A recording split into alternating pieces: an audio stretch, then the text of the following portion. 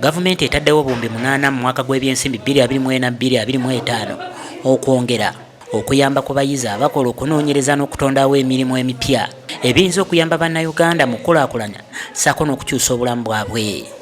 Bino byogeddwa Ssenkulu wa Uganda Communications Commission Nyombi ku matikkira ga Makerere University Business School e Nakawa ag'omulundi ogw'e17 ng'abayizi abasoba mu 600 bwe batikkiddwa. I'm pleased to inform you that due to the first phase of this project being so successful, over the next 4 years, close to 8 billion shillings will be injected into this project to facilitate Mubs' effort in empowering Ugandan youth to commercialize their innovation.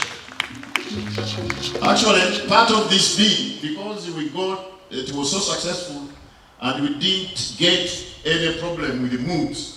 Nyombi ategeezezza nti ensimbi zino z'abayizi abagenda okwongera okukozesa obwongo mu kuyiiya ebyo ebiyinza okujja ate abalala mu bwavu.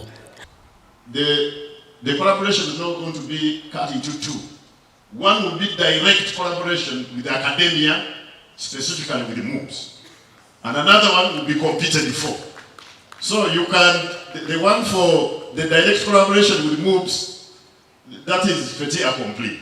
Omumyuka wa Ssenkulu wa Makerere University, Professor Barnabas Noangwe, agambye nti Uganda eteekeddwa okubeera n'abantu abagonjufu okwongera okuwa abayizi bye beetaaga n'okuyiiya. Mr. Principal, I take note of the recognition of your best researchers and add my voice to congratulate them.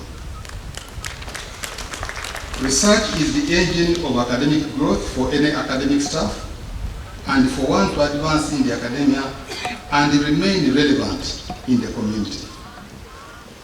I take this opportunity also to congratulate the best performing students. It is such a long time that I last heard that somebody at Makerere University can get a CGPA of 5. Akolanga Ssenkulu wa Mubs muhwezi agambye nti essira balitadde nnyo mu kuzimba abayizi n'abantu abasobola okwetandikirawo obulamu obujja mu nsi eno ejjudde okusoomoozebwa. In life, I hope you always keep your eyes on the horizon and keep prepared. Opportunities don't live beyond their lifetime. They must be seized within that time.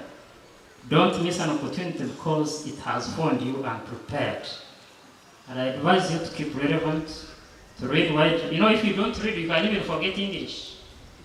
So read widely and mind acquiring the 21st century competencies. In fact, the theme for today about navigating the digital frontier is very relevant for your survival.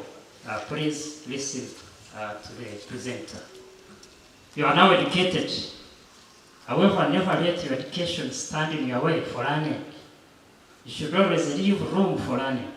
Mubs erina n'enteekateeka y'okusomesa abamu ku basibe abeeruzira era nga ku mulundi guno abamu ku basibe abeeruzira bakoze bulungi mu matikkira gano ag'omulundi ogw'okumi n'omusanvu.